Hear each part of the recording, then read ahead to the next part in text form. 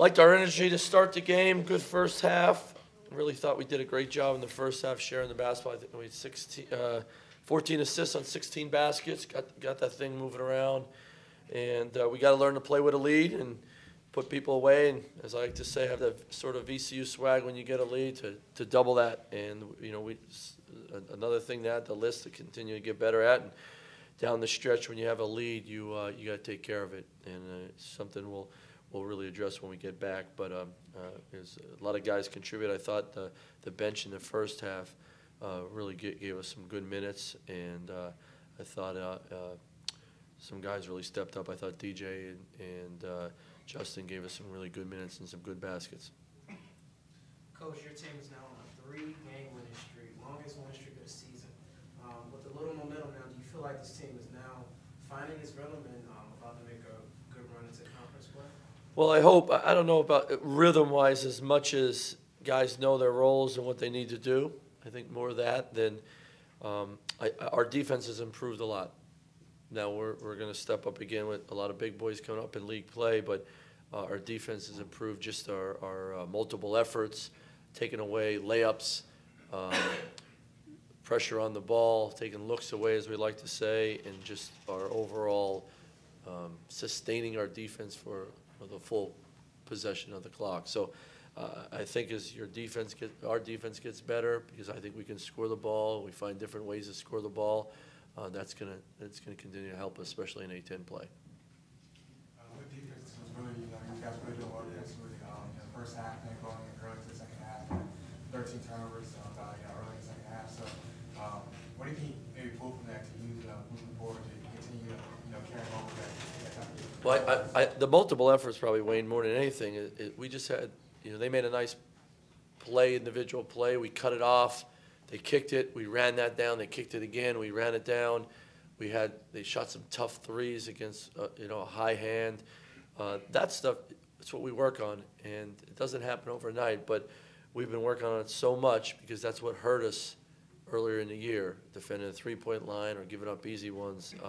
I thought late down the stretch we gave up some easy ones, miscommunication, because we were just loose in our approach. But our defense has improved. We're running guys off threes. We're keeping the ball in front of us. And, even today I thought we had some great cleanups around the basket. And as we continue to get better in that and guard people, no matter who they are, it's always going to help us, without a doubt. And we're getting better. With such a young team, over the next week, to get ready for Fordham, will you focus more on the first half tonight or more on the second half tonight where things didn't go so well?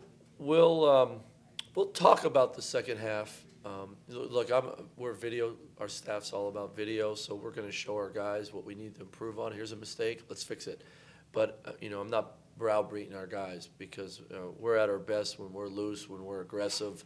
The first half, we're going to show how that ball in offense was hot, and we're moving around, and we're getting some great looks, and we're going to show on defense. Press was good.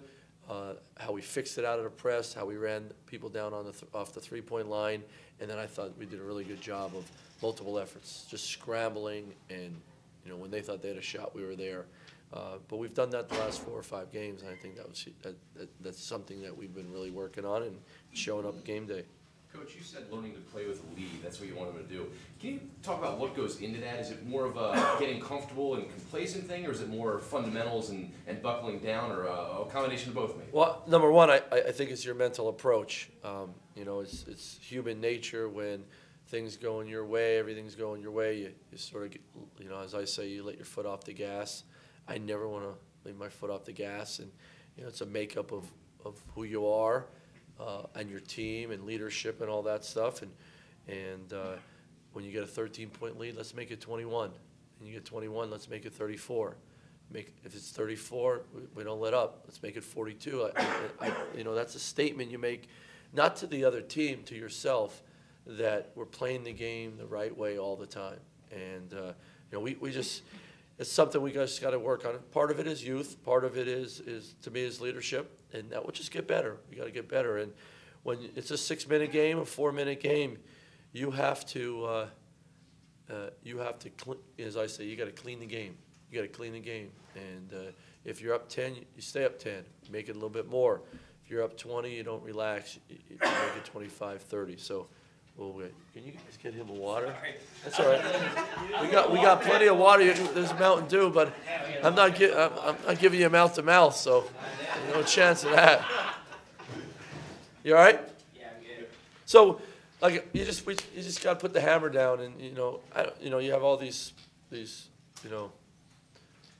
quotes that coaches have. I mean, you just you gotta take your opponent's heart, and that's it.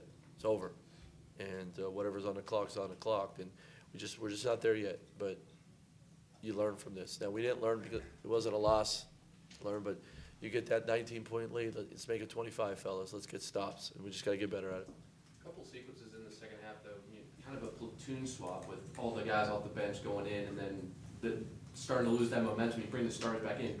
Why go with that, especially when you're trying to get them to play with that lead? Well, we had a lead, and I want to get these other guys minutes, and we wanted to do it quick like that.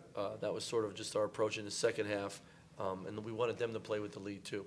And now, will we continually do that? Probably not, but that was sort of one of the things we talked about. Jeremy Ballard and I talked about today is hey, we have an opportunity to sub 3, 4, 5 at a time. Let's see how it goes. Let's do it. You're sometimes not fair for those guys on the bench. You go 5. And everybody, is not sweating yet, and so it's something. But I did it on purpose too, because I wanted to see how some of the guys off the bench would lead and be ready to play. Coach, Malik played 24 minutes tonight. How do you think his progress has been coming along since the injury? It seems like he got more minutes. Is that something that we'll continue to see?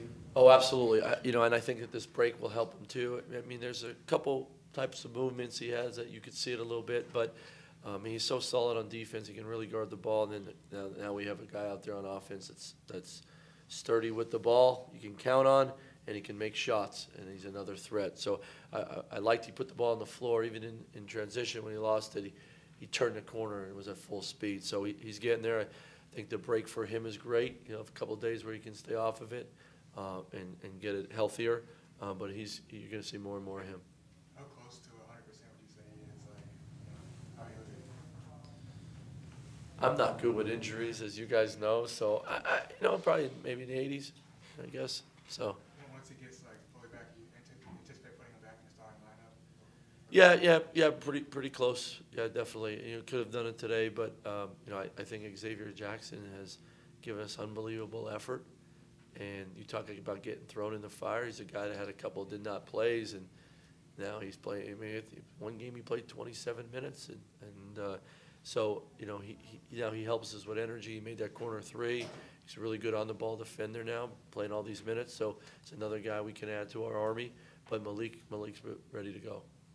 Isaac, man, how much are you emphasizing to him? Don't do anything silly. Yeah, really good workout today. I told all the guys go to the gym and work out. Don't go play pickup with your boys.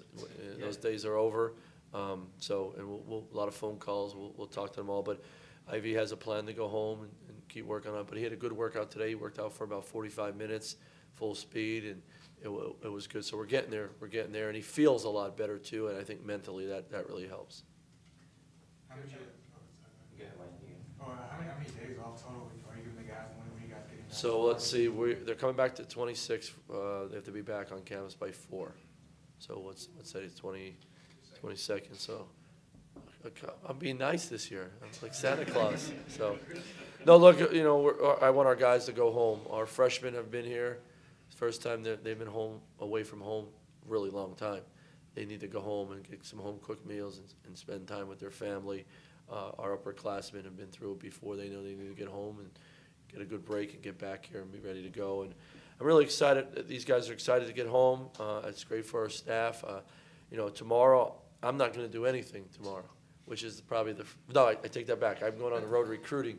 But the 24th and the 24th, I'm not doing anything but being with my family. And honestly, it's probably the first time since I left Houston that I can say that. And that's a plan. I'm going to hang out with my kids and my wife, but I'm going on the road recruiting tomorrow, Wayne, and then but the 24th we're not doing anything. We're going to get a great family day in. Our guys are going to get a couple of family days in. We'll be back here ready to go.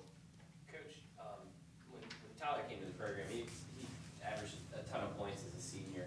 I'm curious, what are some things you're looking for from him in his minutes? Because obviously he's looking more of like a sort of a distribute first point guard than sort of a scorer he was. Well, his speed, you know, his pace, he's increasing the pace of the way he plays and his group, his units playing. And I thought today you saw that a little bit. I don't think he ever played defense.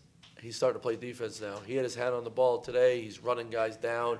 You know, he has really good awareness, so that's coming along with his speed now on the ball, and that could really help us.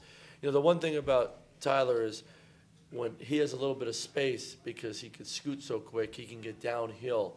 I'm not sure that he's a contributor. I mean, he's going to, just distribute it all the time, but he's putting pressure on the defense. Now he can get a shot off a little bit. He can find a way to score, or he can find a way to get some guys some shots. So, it's really hard for freshmen, especially point guards, who score to really score when they get here, because they realize how much stronger and bigger it is, and the speed. But then also all the mental approach, like, man, I got to run a play, and the play's not for me. And then I got to organize my press, and I got to organize my defense. Then I got to huddle my team, and I can keep going on. So he's like, whoa, wait a second, I didn't have to do this. I just had to go get 30 a night. So those are just the adjustments. But I think in the last 2 weeks, he's done a really good job of carrying over good practices and giving us good minutes, without a doubt. Anything else, guys? Wish you guys all a happy holiday, great Christmas, and we'll see you here in a couple days. Be safe, guys. Thank you. Enjoy football.